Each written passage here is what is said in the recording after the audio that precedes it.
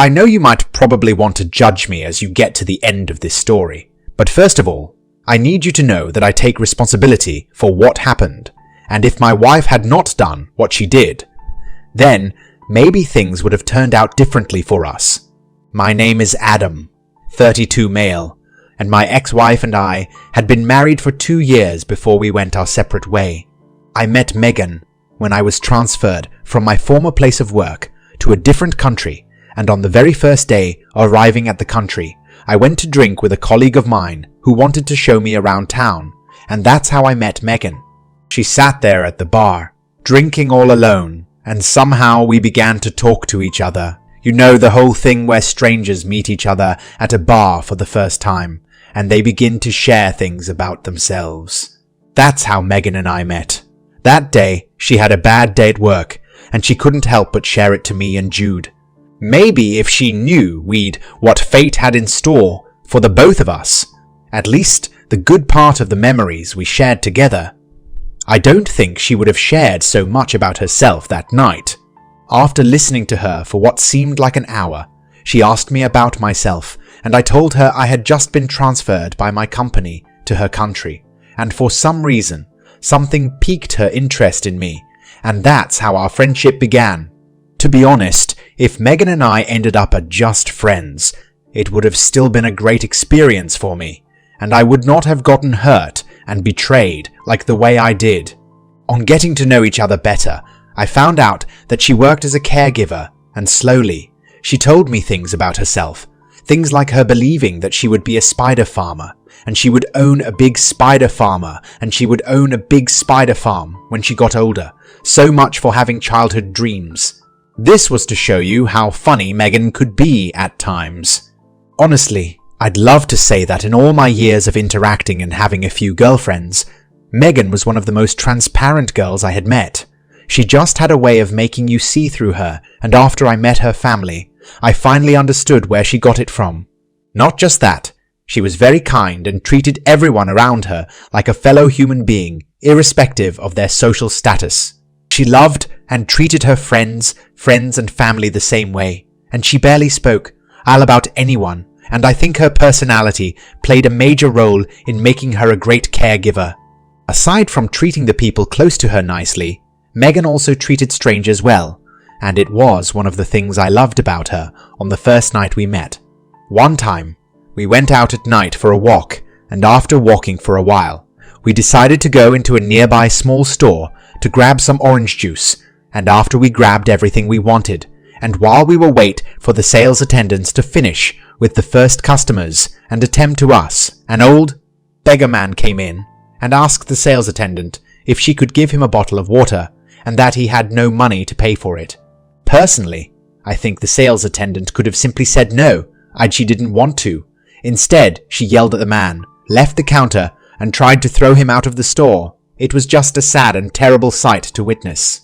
I wasn't expecting Megan to flip or say anything, but she did, and she yelled at the sales attendants for treating an elderly man that way. Then she went ahead to pay for a bottle of water for him. When I asked her why she acted that way, she said the man reminded her of the man she was looking after, and I felt it was really human of her to do that, coupled with the fact that the man looked weak, tired, and very homeless. Before we left the store that night, we heard people murmuring that Megan did what she did for the accolades, or so they could see her as nice person. But that was not true. That was her true personality. And although the both of us are no longer together, I know for sure that Megan was just being her true self that night. The thing was, it ran through her family. The first day, Megan invited me to have dinner at her place. I was stunned by their love and act of kindness. If I didn't know better, I would have said there were those rare set of humans whom the world did not know existed. And this was because as they made me feel like I was a part of their family. Her stepfather, Bob, was so warm and receptive, and Megan's mother, Lily, loved me so much that I wished her I was her biological son. Megan's stepbrother, Max, on the other hand, was great, and because of them, it felt like I had been living in the country for a very long time, and it didn't feel like I was a stranger to them. After a year of knowing Megan and her family, I realized that I had fallen deeply in love with her, and I could not think of any other woman aside from her. She had taken a part, or my heart, and the only thing I looked forward to was living happily with her forever and her family. When I told Megan about my feelings for her, it was easy for us to start dating because she felt the same way for me too, and she knew that I did. Things became easier for us.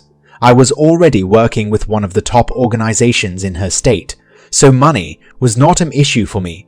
In less than 5 months, we planned our wedding, and when it was time, my family members and friends came over, and we had a beautiful party. To think that I didn't even want the transfer when I was notified about it, but I ended up getting married to Megan and meeting her amazing family.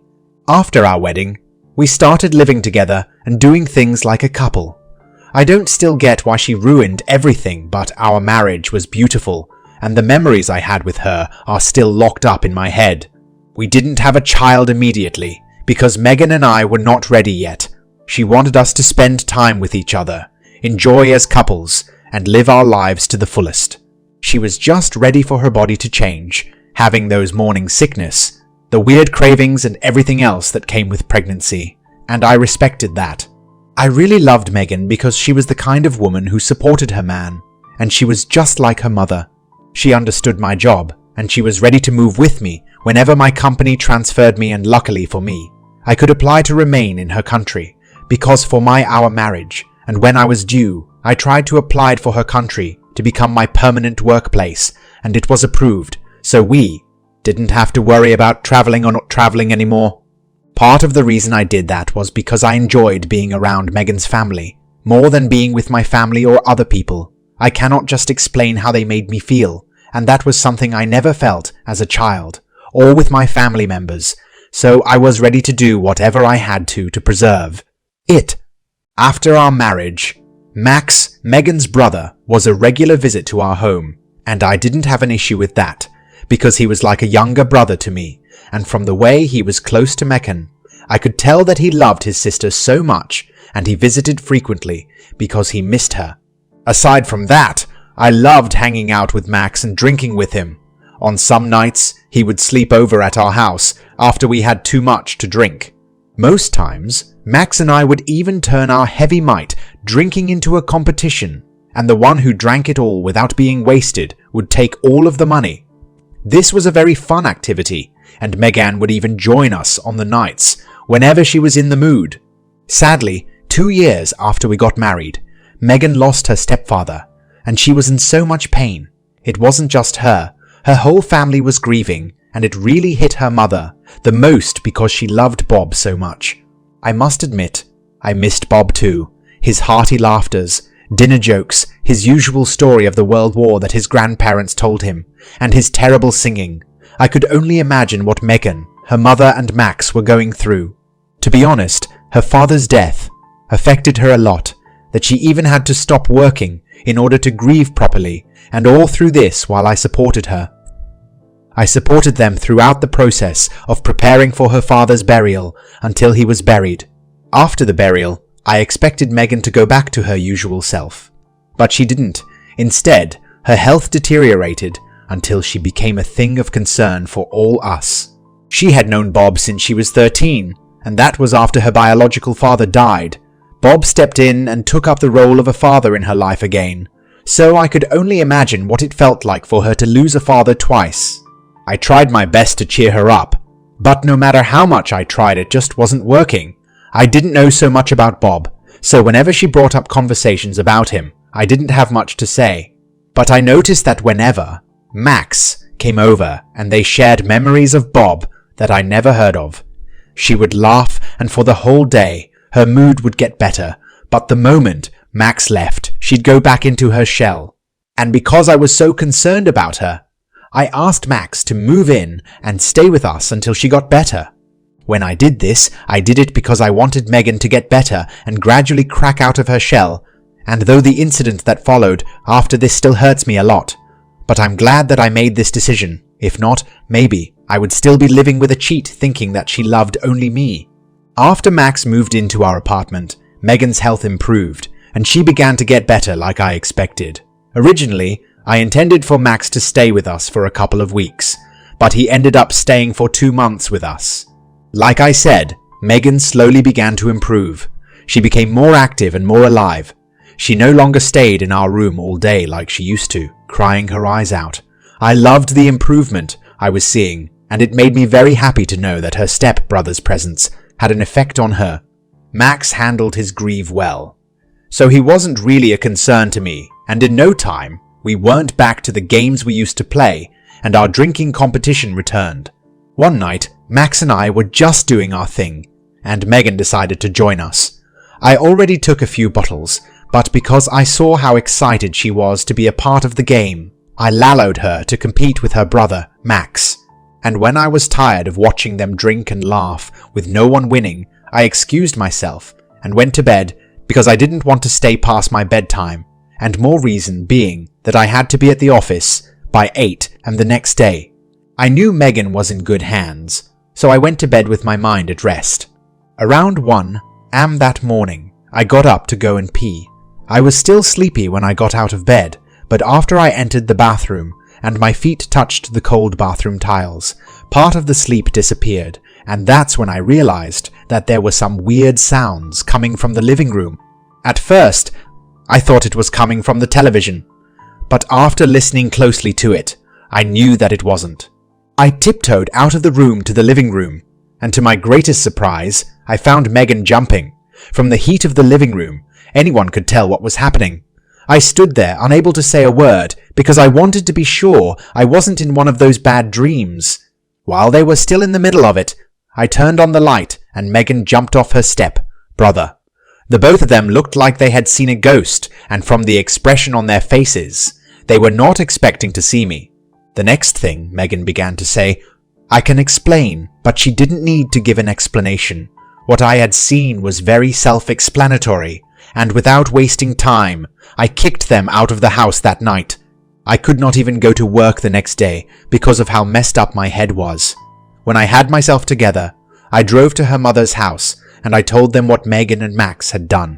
Their mother was so disappointed and she could not even defend her children.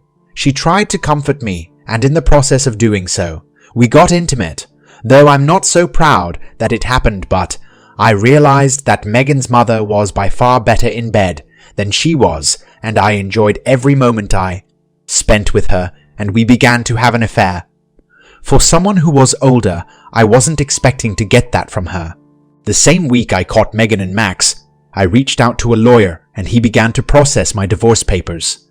Megan initially refused to sign because she thought I would change my mind and forgive her, but I just couldn't.